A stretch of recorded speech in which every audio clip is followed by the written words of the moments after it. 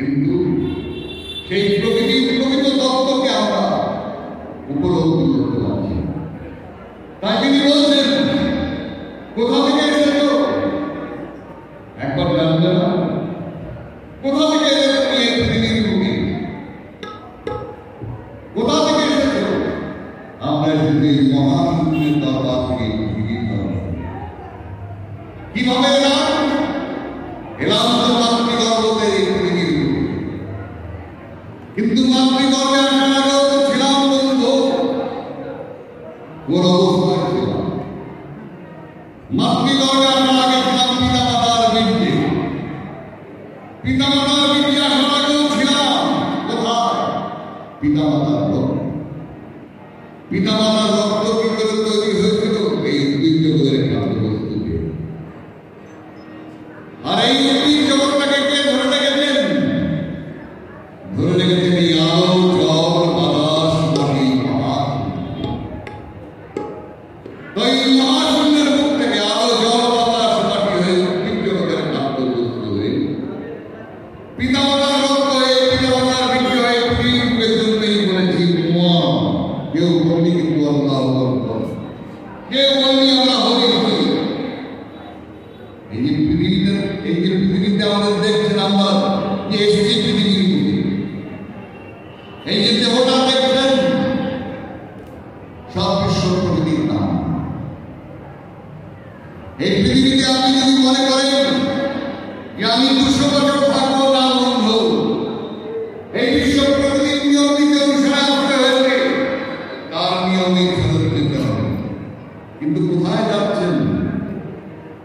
এই দেহ থেকে পাখিটা দূরে বেরিয়ে যাচ্ছে, সোলটা তো বেরিয়ে যাচ্ছে। কোথায় যাচ্ছে জানবেন না, বুঝবেন না।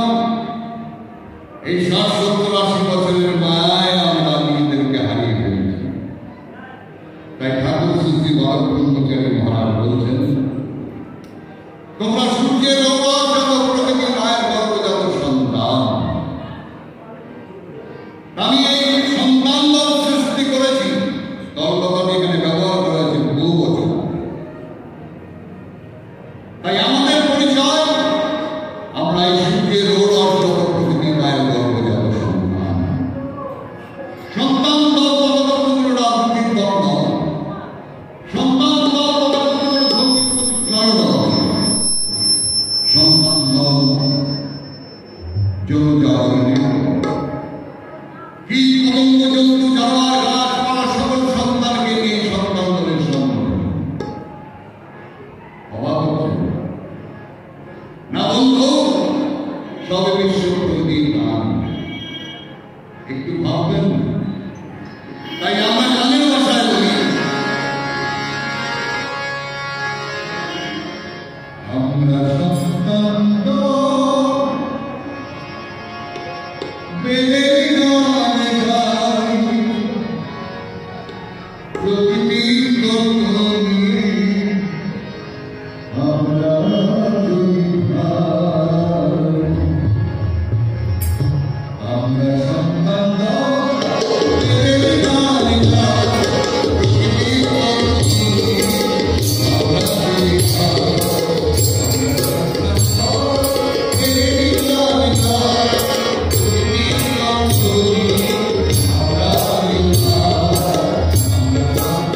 Oh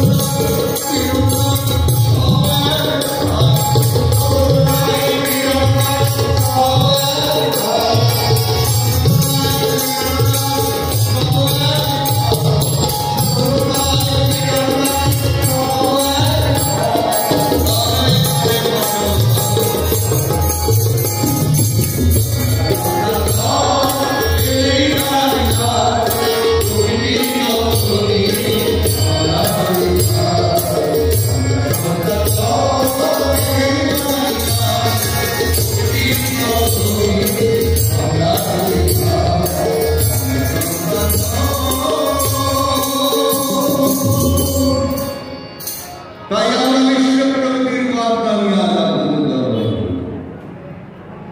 কি সেই প্রকৃতির বার্তা?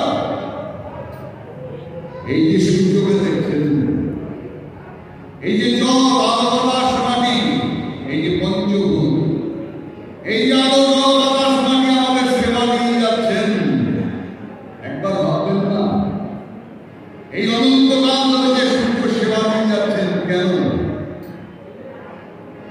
তিনারা সেবা দিয়ে যাবেন আর আমরা ৬০-৭০ বছরের মাথার পর আমরা এই পৃথিবীর মুখে পাদপ্রী করছি ৬০-৭০-৮০, আর তারা অনন্তকাল ধরে তারা সেবা দিয়ে যাচ্ছেন। ভাববেন না? জল তিনি সেবা দিয়ে যাচ্ছেন, বাতাস তিনি সেবা দিয়ে যাচ্ছেন, এই যে ধরিত্রী মা, এরা কি সব সর্বদত্ত নাকি? তারা সেবা দিয়ে যাবে, হ্যাঁ আমরা এখানে পাদপ্রী করবো। আরে বাপরে বাপ, কত বড় পাদপ্য হয়ে গেছি আমরা ৬০-৭০-৮০ বছর। যে বিশ্বপ্রকৃতির নিয়ম নীতি অনুসারে পৃথিবীর বুকে এসেছি, আপনার আমার ইচ্ছায় কিন্তু পৃথিবীর বুকে আসেন। মনে রাখবেন, এই বিশ্ব প্রকৃতির নিয়ম নীতি অনুসারে আসতে হয়েছে, আবার তার নিয়ম নীতি অনুসারে এই পৃথিবী ছেড়ে যেতে হবে। তো তিনি যখন ফেরত নেবেন, যখন যাবেন, কি কৈফিয়ত দেব? তাই কবিগুরু রবীন্দ্রনাথ ঠাকুর তিনি অনেক আলোচনা করলেন। তিনি বলছেন, হে প্রদীপ, যে পথ দিয়ে চলে সে পথ এখন ভুলে গেলি রে। তাই যে পথকে ওই মহাশূন্যের দরবার থেকে এই পৃথিবীর দরবারে পাঠিয়েছে বাবা। তাই তিনি বলছেন, যে পথ দিয়ে চলে সে পথ এখন ভুলে গেলি রে। কেমন করে ফিরবি তাহার দ্বারে মরিয়া। যে পথ দিয়ে আমরা এই পৃথিবীর দরবারে এসেছি, সেই পথই আমরা ভুলে গেলাম। কিভাবে ভুলে গেলাম? এই লোক মানুষরা মায়া মোহে মিথ্যে ভালোবেসে এই পৃথিবীর মুখে ঠাকুর বলছেন, তোমরা মায়ার বাঁধনে বেঁধে গেছো, যাইতেছ আমরা, যাইতে হইল, সবাই যাইতে হইল, কিন্তু কি নিয়ে যাবে বাবা? কি নিয়ে যাবে এখান থেকে? এই মহাশূন্যের দরবার থেকে এসেছো, এই মহাশূন্যের দিকে দুই বাহু করে বলেছেন কি একবার, হে মহাশূন্য, তুমি কেন আমাকে এখানে পাঠিয়েছো? কিসের জন্য এখানে পাঠিয়েছো? কি করণীয় আমার? কোথায় যাবো? একটু বলে দাও। আমরা কি বলি? বলি না। সব ইন্ডিভিজুয়াল রিলেশন এই মহাশূন্যের দরবার থেকে, এখানে সব সাধারণ ব্যাপার। কেউ মা ভাবছেন, কেউ বাবা ভাবছেন, কেউ ছেলে ভাবছেন, সব সাধারণ ব্যাপার। হ্যাঁ, কিন্তু যখন যাচ্ছি, হ্যাঁ, এই দরবার থেকে যখন রওনা দিচ্ছি, তখন তো সব ছেলে ছেলে চলে যাচ্ছি। কোথায় যাচ্ছি? মৃত্যু অনিবার্য, মানে এখানকার ভাষা এই পৃথিবীর মৃত্যু। কিন্তু সোরটার তো মৃত্যু হচ্ছে না, সোরটা তো চলে যাচ্ছে। কোথায় যাচ্ছে? একবার ভাববেন না?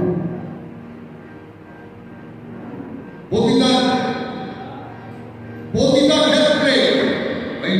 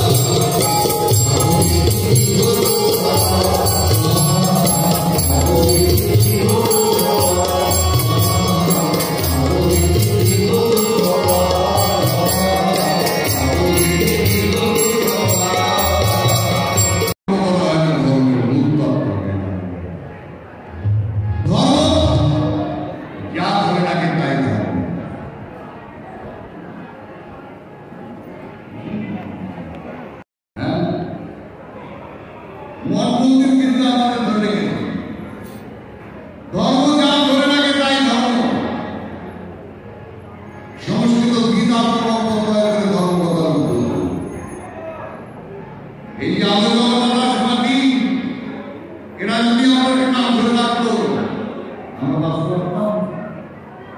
কথা বলবেন না, ভীষণ কথা বলছেন না। তাই যারা আমাদেরকে ধরে রেখেছেন তাদের শিক্ষায় আমরা শিক্ষিত হব না, কিন্তু আমরা সেই শিক্ষায় শিক্ষিত না হয়ে তাই জন্মসিদ্ধ মহান তিনি পৃথিবীর বুকে নেমে এসেছেন। এই জন্মসিদ্ধ মহান আপনারা জানেন এই পৃথিবীর বুকে বহু মহান এসেছেন। আদিত্যনাথ বাবা, লোকনাথ ব্রহ্মচারী, কৈলাস গোস্বামী, বিজয়কৃষ্ণ গোস্বামী, তারা সকলেই ভবিষ্যৎবাণী করেছেন যে পূর্ণ ব্রহ্ম অবতার পৃথিবীর বুকে আসছেন। এই পৃথিবীটাকে স্বর্গে পরিণত করবেন। তিনি ভগবান অবতার সংকট কিন্তু তিনি আসেন না, ভগবান বানাতে আসছেন। মনে রাখবেন। আপনারা জানেন লোকনাথ ব্রহ্মচারী,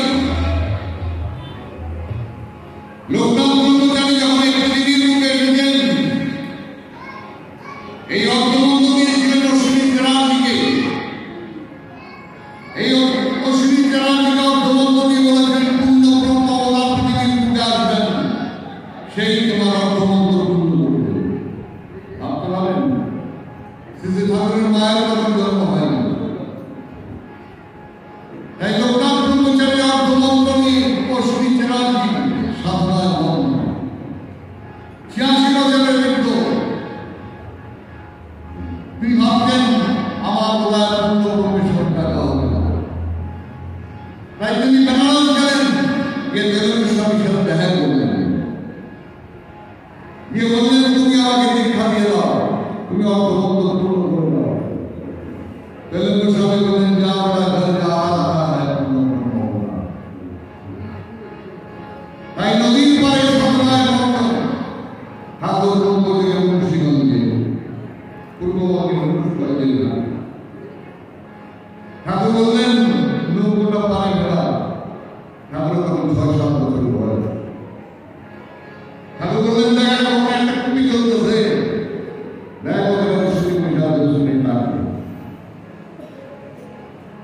যেই অশ্বিনী তারা দিকে ডাক দিলেন, 86 বছরের বৃদ্ধ, ধান মানে আসতে 6-7 বছরের তাও জন্মসিদ্ধ ঠাকুর শ্রী বালক ব্রহ্মচারী মহারাজ বলছেন, হে অশ্বিনী তুমি তোমার অর্থমন্ত্র পূর্ণ করবে না। ভাবুন কার ভবিষ্যৎবাণী করে গেছেন যে পূর্ণ ব্রহ্ম অবতার তিনি পৃথিবীর বুকে আসছেন। তিনি কোনো মামুলি গুরু নন, গুরুগিরি করবার জন্য পৃথিবীর বুকে আসেননি। জন্মসিদ্ধ মহান। যেসব গুরুরা আসলে দীক্ষা দিচ্ছেন, একবার ভেবে দেখেছেন জন্মসিদ্ধ মহান ছাড়া কেউ পার করতে পারে না, দীক্ষা দিতে পারে। ঠাকুরের কাছে এসেছিলেন, কতজনের নাম বলবো আপনাদের কাছে। আপনারা জানেন সীতারাম দাস না, যার লক্ষ লক্ষ ভক্ত। ইউটিউবে দেখবেন, ফেসবুকে দেখতে পাবেন। সীতারাম দাস কলকাতায় এলেন, তিনি চিঠি লিখে পাঠালেন বর্ণনগর থানাবাসী জগন্নাথ চ্যাটার্জিকে চিঠি পাঠালেন। কি লিখলেন? হে নারায়ণ, তুমি আমাকে দর্শন দাও, তুমি আমার ভগবানের মুক্তির পথ দেখাও, তুমি আমার হৃদয়টা পাঠিয়ে দাও। ঠাকুর চিঠি পেয়ে ঠাকুর গেলেন, গিয়ে ওনাকে দর্শন দিলেন।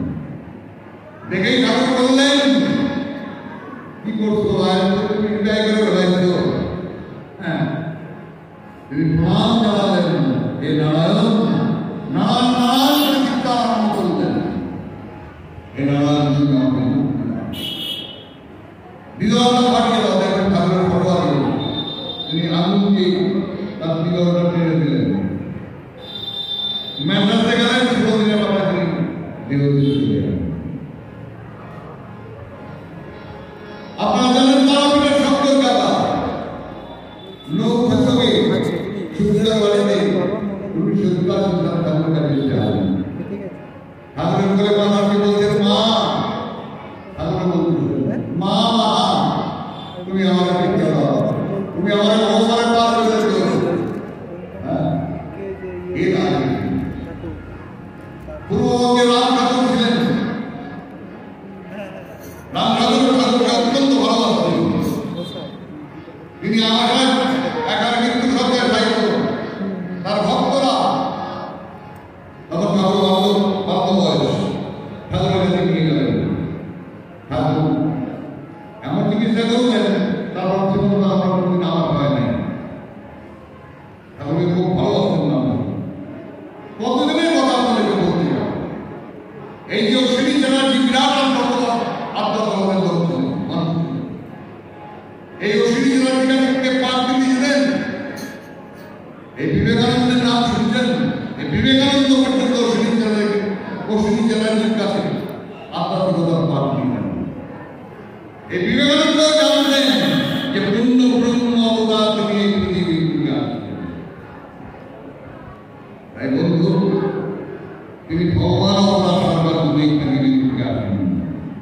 তিনি এসেছেন এই জীবনকে উদ্ধার করতে।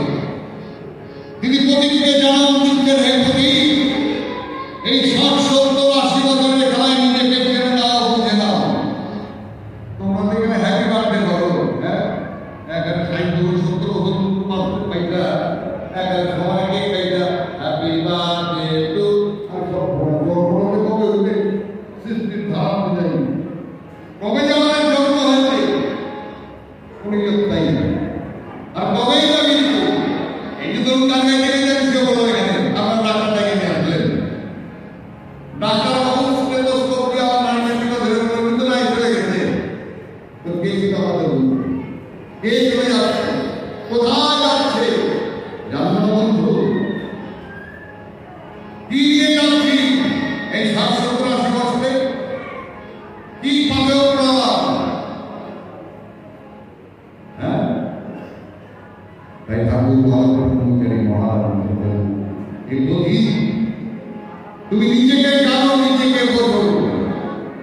নিজেকে জানতে গেলে, নিজেকে বুঝতে গেলে পরে এই মহাশূন্যের ধনী মহাকাশের মহানাম রাম নারায়ণ নাম এই ধনী তোমাকে জানিয়ে দেবে। কে ধনীকে আশ্রয় করে তুমি এই পৃথিবীর বুকে এসেছো, সেই ধনী তোমাকে জানিয়ে দেবে কেন তুমি এসেছো, কিসের জন্য এসেছো, কি করণীয়। কিন্তু আমরা এখানে না আমাদের বাইরে গিয়ে হ্যাঁ ছেলে পুলিশ সরকার জ্ঞান অনেক কিছু দিয়ে তাই জন্মসূত্র মহান তিনি বলছেন তোমাদের এই জন্ম মৃত্যুর ছক থেকে আমি তোমাদেরকে বের করে নিয়ে যাবো। কেন রেখে দিও? তোমরা আমার মন্দির বয়স হয়েছে, তোমাদের ইহকাল পরকালের দায়িত্ব আমার। কে বলতে পারেন? আছেন কেউ এই পৃথিবীতে? আছেন কেউ এই পৃথিবীতে বলতে পারেন যে তোমার ইহকাল পরকালের দায়িত্ব আমি নিলাম? তোমাদের এই জন্ম মৃত্যুর ছক থেকে আমি তোমাদেরকে বের করে নিয়ে যাব। কে বলতে পারে? জন্মসূত্র মহান পূর্ণ ব্রহ্ম অবতার তিনি বলছেন। তাই গানের ভাষায় বলি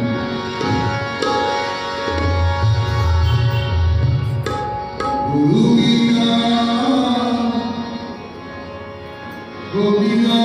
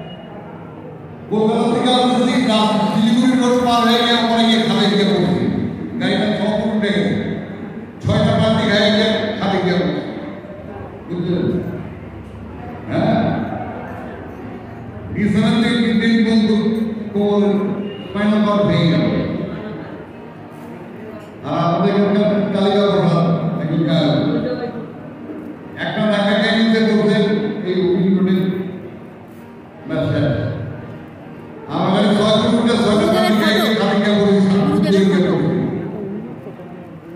তিনি ঠাকুর বালকমণি মহারাজ বলছেন বাবা বেদের বার্তা বলছে সেই বার্তাই আপনার কাছে এই কিভাবে গ্রহণ করবেন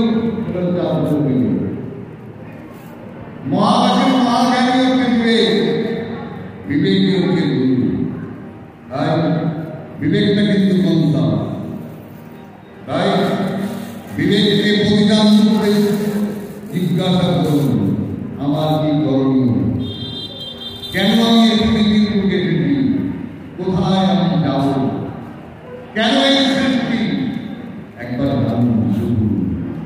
তাই ঠাকুর বালকমণি মহারাজ বলছেন তোমরা আমার উপর নির্ভরশীল হয়ে থাকো, এই তোমাদের জন্ম মৃত্যুর ছক থেকে আমি তোমাদেরকে বের করে নিয়ে যাবো। কে বলতে পারেন? ভাববেন না? কে বলতে পারেন তোমাদের এই জন্ম মৃত্যুর ছক থেকে তোমাদেরকে আমি বের করে নিয়ে যাবো, তোমাদের নতুন করে জন্ম মৃত্যু করবো, আমার পাপ নিয়ে কোন এক পৃথিবীতে তোমাদের আসতে হবে, তোমাদের আর পাপ দিতে হবে না। যে জন্মটা একবার সৃষ্টির ধারা অনুযায়ী যে জন্মটা একবার হয়েছে আর মৃত্যু আর নতুন করে মুক্ত হয়ে যাবে, যে জন্মটা সেই জন্মই থেকে যাবে, সেই মহাশূন্যের জগতে তোমাকে আমি সেই জায়গায় নিয়ে যাবো যদি নিজেকে ধরে রাখতে পারো, এই মহাশূন্যের চিন্তায় জাগ্রত হতে পারো। তাই তিনি বলছেন এই জন্ম মৃত্যুর ছক থেকে আমি তোমাদেরকে বের করে নিয়ে যাবো। তিনি কি বলছেন? এখানে ভাষায় বলুন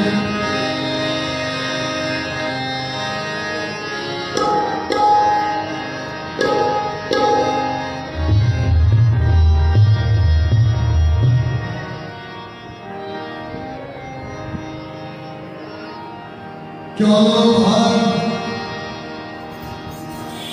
চলো ভাই এমন দেশে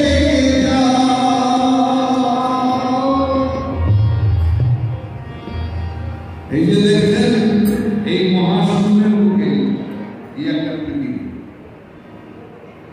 এই 780 কোটি মানুষের বসবাস, এই জীবজগৎ কীট পতঙ্গ জন্তু জানোয়ার গাছপালা, এরকম এই মহাশূন্যের মুখে এত গ্রহ এত পৃথিবী আছে, এত পথ আছে, সমুদ্রের পাড়ে যেমন মাঝে মাঝে শেষ করা যায় না, তেমনি মহাশূন্যের মুখে এত পৃথিবী আছে, এত গ্রহ আছে যা গুণে শেষ করা যাবে।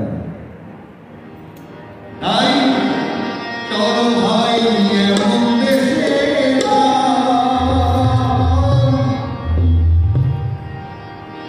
যেখানে জন্ম মৃত্যু নাই, যেখানে জন্ম মৃত্যু নাই, যে দেশে নিয়ে যাবেন তিনি বলছেন সেখানে তোমাদের যে জন্মটা একবার হয়েছে সেই জন্মই থেকে গেল, মৃত্যু আর চলো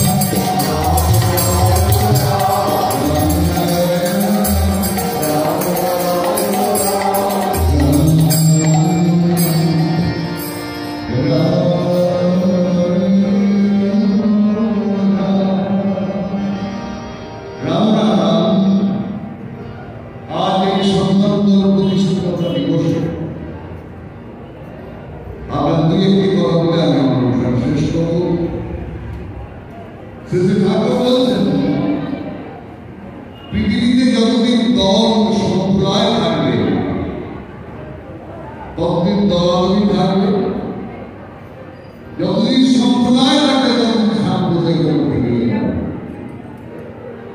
তাই সন্তান দল আর উঠে নয়। তাই সন্তান দলের নামে যারা এক একটা সেন্টার করে বসছেন কারোরই হয়নি। কেউ যদি বাবা বিকৃত করুন না, রেহাই পেয়ে যাবে বক্তব্য। তিনি দলটাকে ব্যবহার করাছেন বৌবাদে, শুধু মানুষের জন্য। তিনি বলছেন এই পৃথিবী এই কীট পতঙ্গ জন্তু জানোয়ার গাছ পাওয়ার সকল সন্তানকে নিয়ে সন্তান সেই বৃহত্তর স্বার্থে। তাই সেই উদ্ধচিন্তা নিয়ে সেই সংগ্রহকে এগিয়ে যাওয়ার চেষ্টা করবেন।